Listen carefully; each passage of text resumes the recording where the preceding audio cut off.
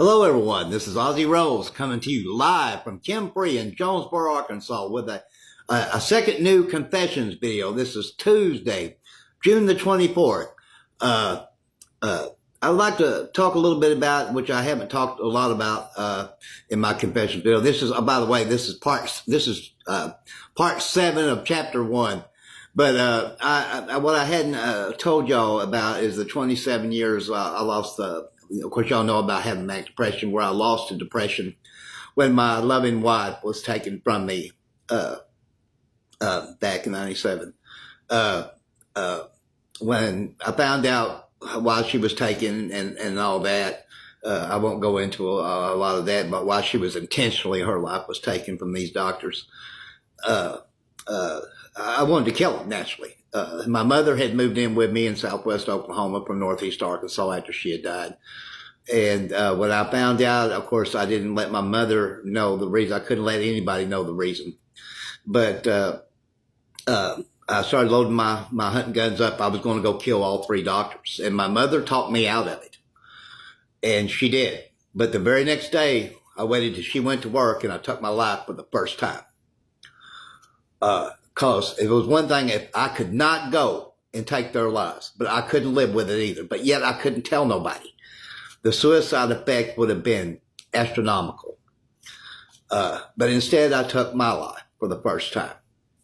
Now, if I hadn't, I didn't know until last July that I suffered from manic depression. But even if I'd have knew that back then, which I didn't, but if I'd have knew that back then, I still would have spent the next 27 years being so depressed about why my wife's life was taken by these 3 gay doctors.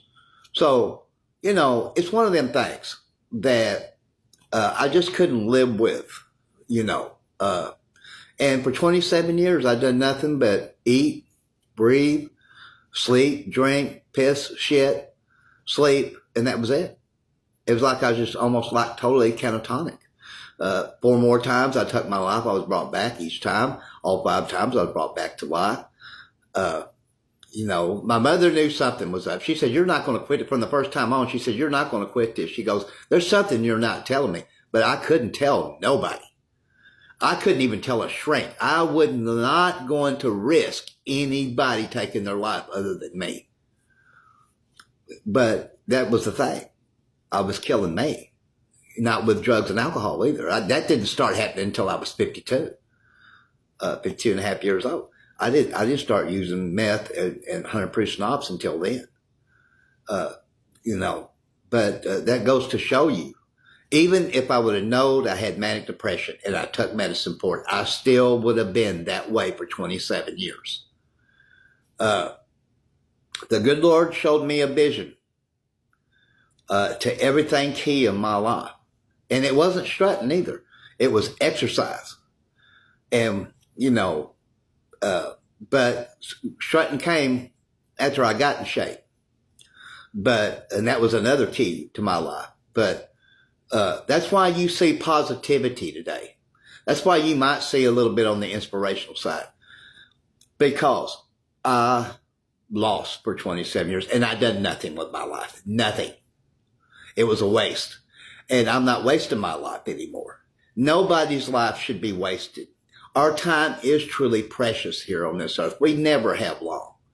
And if you're bored out there, I would tell you, there's something for you to do. Do something with your time. It is true. It is not how long you have. It's what you do in that time. Well, people remember me once I'm dead for even 6 months. Probably nobody will remember me. But I don't care about people remembering me while I'm dead. I care about them knowing me now while I'm alive. That's what truly matters here. I still see my therapist, even though she would tell anybody if she could that, hey, Ozzy don't have nothing bothering him. We just touch bases to kind of just go over what I'm currently doing. And I ask about her family and how they're doing and stuff like that, and that's really it. I mean, I truly have nothing bothering me today. But there may come a time when I do. And I guarantee you, if that time does come, I will let my therapist know. I take a mental med for PTSD. It works great. I don't have the nightmares when I sleep. Could I do without it? Yeah, I done without it. And I was used to the nightmares, so they wasn't that bothersome because I was used to them. Before I knew I had manic depression, when I started strutting over a year ago in Paragould, I wasn't suffering from depression anymore. I had little bouts of paranoia here and there. I didn't know where that came from in life, but I was doing fine on the manic depression part finally in life. I had put truly everything behind me. Over a year ago, when I first started strutting in Paragould, when I only had about half the moves, I had truly put my past behind me, finally. You know, I had my late Uncle Boyd Sullivan, God rest his soul. I used to tell him all the time, Unc, I wish I could be like you. You know, he never was depressed a whole day in his life because he knew depression and him wouldn't go together. But he didn't stay angry either. It's one thing if he got upset with you. But if he got upset with you, he let it out right then and it was over with. My late grandfather, Troy Sullivan, it's one thing if he got violently mad at you, but an hour later he wasn't mad at you no more. And he was not depressed either in life. You know, my late Uncle Boyd Sullivan lost 2 of his grown sons, but did he fret over that? No. He lost a whole leg too. Did he fret over it? No. I never could understand it. I do now. You know, I'm not saying that I don't get angry at times. There's times I get angry, but I release it right then. And there's sometimes I get a little tiny bit of sadness, but I release that too. I don't bottle nothing up anymore. I used to bottle anger and sadness up. And let me tell you something from personal experience, folks. When you bottle anger and you bottle sadness up, it will kick your living ass is what it'll do. And that's why I don't do it anymore. I truly tend to believe we win when we don't do that. I've had some people here and there go out of their way just to intentionally make me angry. And when they do, I give them 2 middle fingers and say, how do you like me now? You know, because I don't go for that. Like the other day at Taylor King Law Office, I went in there. I was going to see about either a free consultation or the paper one. And I walked in. I took my headphones off, stopped my music. This man with the beard comes up and goes, sir, you can't be smoking in here. I said, sir, I'm 57 years old. I think I know that. I said, my cigarette is out there on the ground still lit. And I said, I'm in here on legit business. He goes, no, I'm the owner of this place. You need to just turn yourself around and dance your way right back out of here.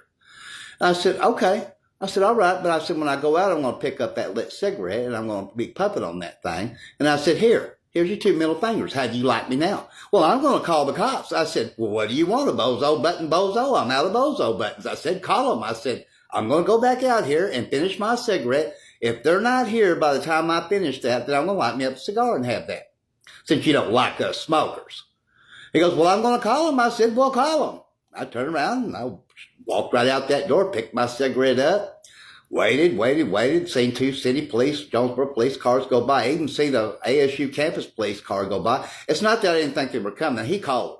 I knew they was coming. I just knew something was up. So I waited. I waited about 15, 20 minutes.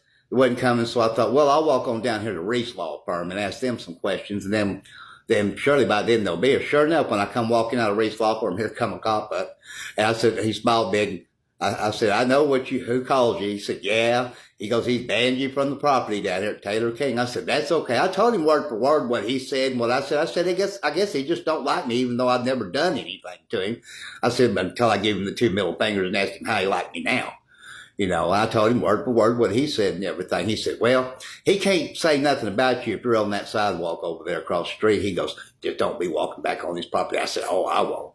I said, I'm sorry you got called out here. I said, I knew he called them, but I said, I waited. I said, I told him about the cop cars going by and stuff. He said, yeah. I said, well, I'm sorry. He said, no problem. He goes, are you needing a lawyer? I said, maybe. I don't know yet. I said, maybe for a civil case, but I said, I don't know. He said, all right, be careful, Ozzy. I said, you too. Don't get me wrong, folks. I ain't got no pull with the cops here. If I mess up, they're going to cite me or take me to jail too. And they'd tell me, you know better. And I'd say, you're right. But anyways, I wanted to get a second confession video in today. And everybody, and I truly love y'all for hitting on all my confession videos and my strutting videos. And so long from Kim Free here in Jonesboro. I'm Ozzy Rose. Till the next confessions video. Bye-bye, everybody.